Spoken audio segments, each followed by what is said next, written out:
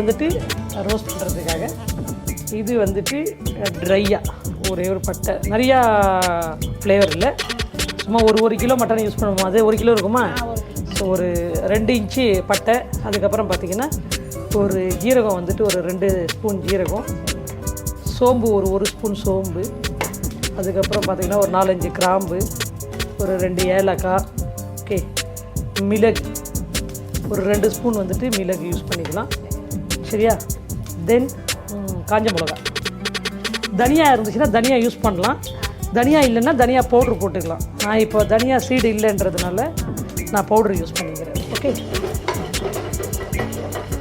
இது வந்துட்டு நம்ம நல்லா ரோஸ்ட் பண்ணிவிட்டு ஃப்ளேவர் வர வரைக்கும் நல்லா ரோஸ்ட் பண்ணிவிட்டு அதுக்கப்புறம் பவுட்ரு பண்ணிக்கலாம். சரியா?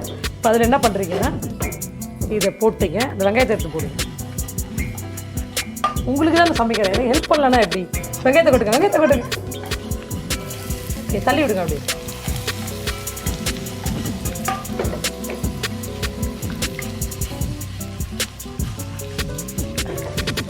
ரைட், கருவேப்பிலை வந்துட்டு போடலாம், இருந்துச்சுன்னா நிறையா கூட போடலாம். சரியா? இப்போ அந்த ஃப்ளேவர் வருதா அதில்? இப்போ ஆஃப் பண்ணிடலாம். இப்போ நம்ம வந்துட்டு இதில் ஜாரில் மாற்றிக்கிட்டு அரைச்சிக்கலாம், அதுக்குள்ளே ஆனியனும் ஃப்ரை ஆகணும். சரியா?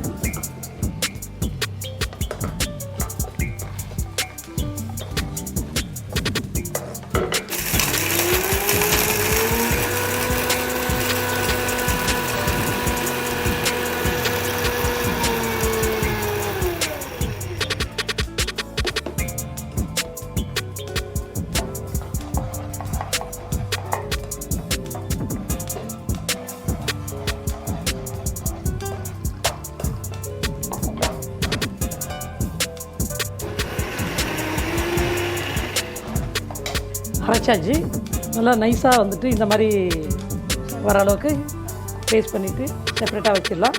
இப்போ ஆனியன் ஃப்ரை ஆகுது இல்லையா? இப்போ வந்துட்டு இஞ்சி பூண்டு பேஸ்ட், இது கார்லிக், இது இஞ்சி சாஸ்,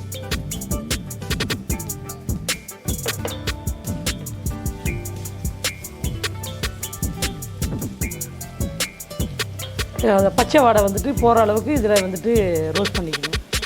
இப்போ அந்த தக்காளி போடுங்க.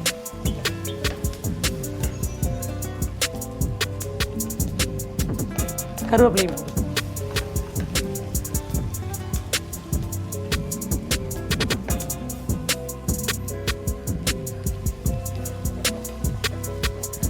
தேவையான அளவு சால்ட்,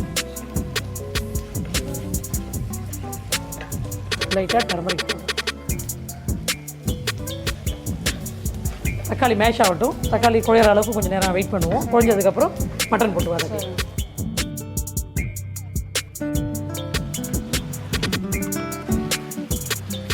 மட்டன் நல்லா வதக்கிட்டு, மட்டன் வேகிறதுக்கு கொஞ்சம் லேட் ஆகும் இல்லையா? சிக்கன் மாதிரி சட்டுன்னு ஆகாது. ஸோ நீங்கள் டேரெக்டாக இதிலே தேவையான அளவு தண்ணி ஊற்றி மசாலாலாம் போட்டு இதிலே வேக வைக்கலாம். இல்லை ப்ரெஷர் குக்கர் இருந்துச்சுன்னா அதில் கூட நீங்கள் வந்துட்டு மாற்றி கூட குக் பண்ண செய்யலாம். ஈஸியாக வேணும்னா அதில் பண்ணிடலாம்.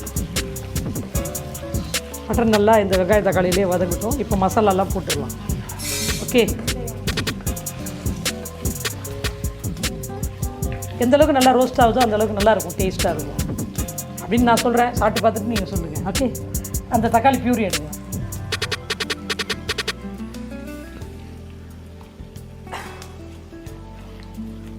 இதில் வந்துட்டு நம்ம கோகோனட் போடாமல் பண்ணுறோம், தேங்காய் அரைச்சி ஊற்றுறது கிடையாது. ஸோ அப்போ தான் உங்களுக்கு அந்த real Chettinad masala.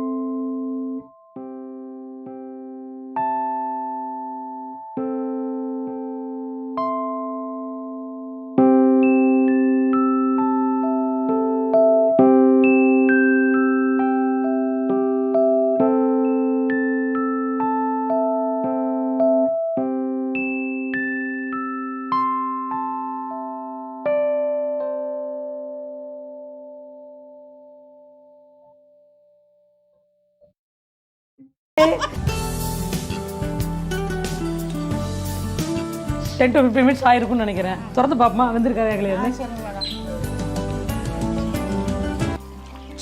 S, gravy consistency வந்துருச்சு. அடுப்பு ஆஃப் பண்ணிடலாம். கொஞ்சம் கொத்தமல்லி மீதி அதில் போட்டு கொஞ்சம் கருவேப்பிலையும் போட்டு கரெக்டு பேட்டிடலாம்.